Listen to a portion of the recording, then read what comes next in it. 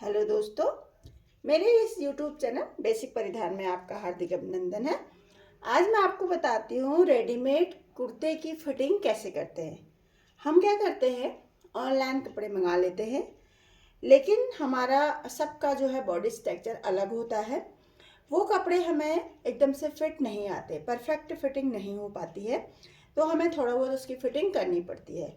तो यहाँ पर यदि आप थोड़ी बहुत भी सिलाई जानते हैं तो आप जो है आराम से अपने सूट की फिटिंग कर सकते हैं। ठीक है, तो ये रेडीमेड कुर्ती है, तो इसको मैंने मंगवाया है ऑनलाइन।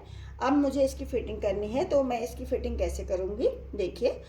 तो ये क्या है, सबसे पहले मैं ये कुर्ती को मैंने ऐसे रख दिया उल्टा करके। तो सबसे पहले मैं इसका नापती हूँ तीरा। तो इसका तीरा आ रहा है 15 इंच। ठीक है, अगर मैं 15 इंच तीरे पे स्लीव्स लगाऊंगी तो मेरे कंधे बहने लग जाएंगे। ठीक है, तो मैं क्या करूँगी, इसका जो तीरा है सबसे पहले मैं उसको ठीक करती हूँ।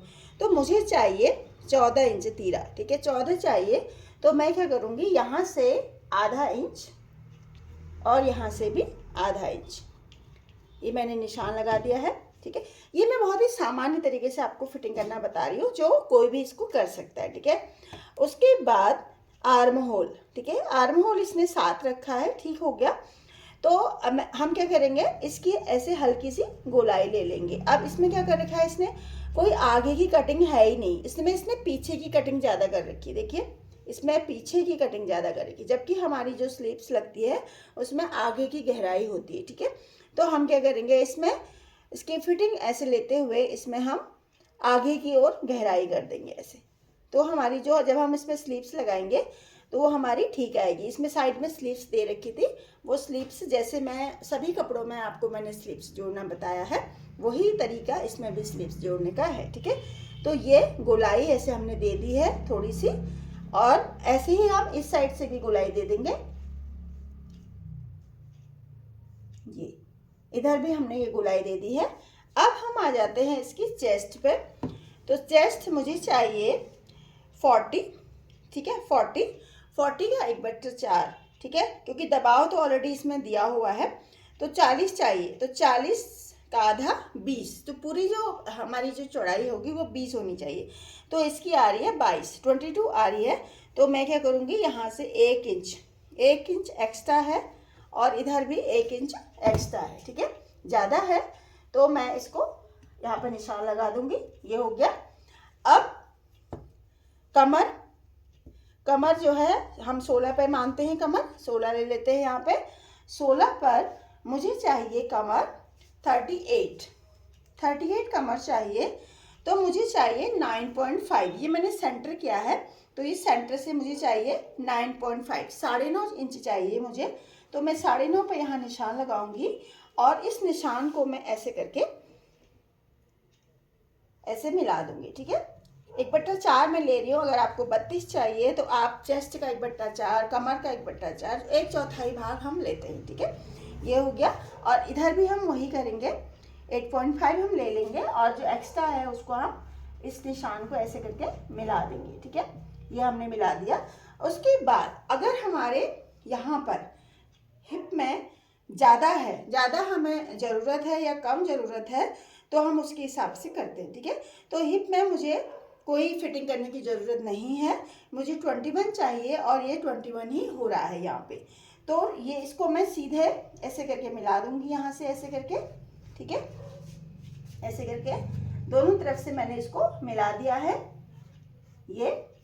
ठीक है, तो ये जो है बहुत ही सामान्य तरीके से फिटिंग है, बहुत ही सामान्य तरीके से। कोई भी सिकनर से थोड़ा बहुत भी सिलना आता है, मशीन चलाना आता है, वो भी इस फिटिंग को कर सकता है। इसके अलावा यदि आपको यहाँ पर फिटिंग चाहिए, मान लीजिए आपको यहाँ पे 20 चाहिए। ठीक है, तो 20 चाहिए, तो अब आप यहाँ पर क्या करोगे, 1 इंच आपको दबाना है यहाँ पे। तो अब आप अगर ऐसे करके दबाओगे तो झोल आ जाएगा। तो फिर क्या करना पड़ता है, हमें ये चाक की जो सिलाई है वो हमें उधारनी पड़ती है, और पूरा ऐसे करके फिटिंग करना पड़ता है। और फिर दोबारा से हमें, जैसे ये चाक फोल्ड किए हैं वैसे ही हमें चाक बनाने पड़ते हैं, और चाक बनाने का जो तरीका है वो मैं आपको ऑलरेडी अपने प्रीवियस वीडियोस में भेज चुकी हूँ कि किस तरीके से चाक बनाते हैं, ठीक है।